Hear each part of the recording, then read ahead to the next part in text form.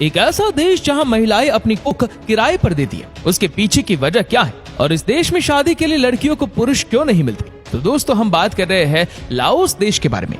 दोस्तों आज हम जानेंगे साउथ ईस्ट एशिया के एक खूबसूरत देश लाओस के बारे में। कहते हैं युवाओं को यहाँ की महिलाओं की सुंदरता, सस्ती शराब, टूरिस्ट प्लेस और इनका चौंका देने वाला कल्चर अपनी ओर खींच ही लाता है। इस देश के लोग पैसा तो कमाते हैं लेकिन जोड़ते कभी नहीं। जितना कमाते हैं सारा खर्च कर देते हैं। यहाँ की करेंसी इतनी कमजोर है कि हर भारतीय यहाँ जाकर करोड़पति बन जाता है। इसे आप नौजवानों का देश भी कह सकते हैं क्योंकि यहाँ के लोगों की एवरेज एज केवल 24 साल है।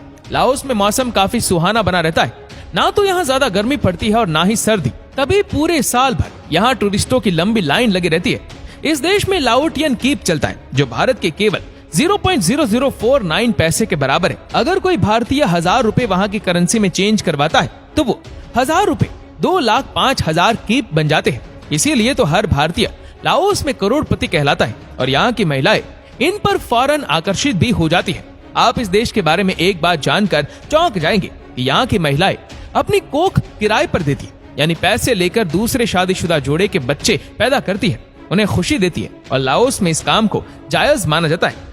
फ्रांस ने इस देश पर कई सालों तक शासन किया, लेकिन 1949 में इसे फ्रांस की हुकूमत से आजादी मिली और लाओस में इंडिपेंडेंट 2 दिसंबर को सेलिब्रेट किया जाता है। और इस देश में वाटरफॉल में ऐसी जगह है जहां जाकर पर्यटकों के साथ साथ लोकल पीपल्स भी जमकर प्रकृति की सुंदरता का मजा उठाते हैं। झरने से गिरता पानी, हरे भरे पेड़ और मन की शांति लोगों को इस स्पॉट पर खींच लाती है।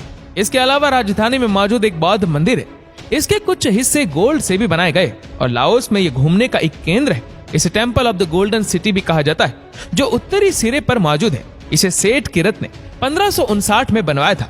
ये बौद्ध मंदिर लाओस में काफी महत्व रखता है जो अपनी रॉयल्टी, आर्किटेक्ट और श्रद्धा का केंद्र है। और लाओस की कॉफी वर्ल्ड फेमस है जिसे यहाँ से काफी देशों में एक्सपोर्ट भी किया जाता है।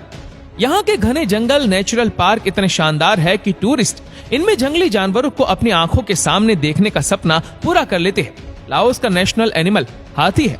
यहाँ के झंडे का लाल रंग इस देश की आजादी में शहीद हुए लोगों को दर्शाता है। फ्लैग को पहली बार डिजाइन किया गया था साल 1945 में, लेकिन इसे स्वतंत्र रूप से 1975 में अपनाया गया। आपको जानकर हैरानी होगी कि लाओस में आप मौज मस्ती तो कर सकते हैं लेकिन वहाँ की लड़की से शादी नहीं कर सकते। एक लाओस महिला और दूसरे देश से आए आदमी उससे शादी नहीं कर सकते। हाँ, बाकी सब चलता है। अगर किसी आदमी को थाईलैंड जैसे मजे एकदम कम पैसों में लेने हो तो लाओस की यात्रा जरूर करें। लाओस देश आता है साउथ ईस्ट एशिया के हिस्से में। इसके पड़ोसी देश म्यांमार, चीन, कंबोडिया, वियतनाम और थाईलैंड जैसे देश है।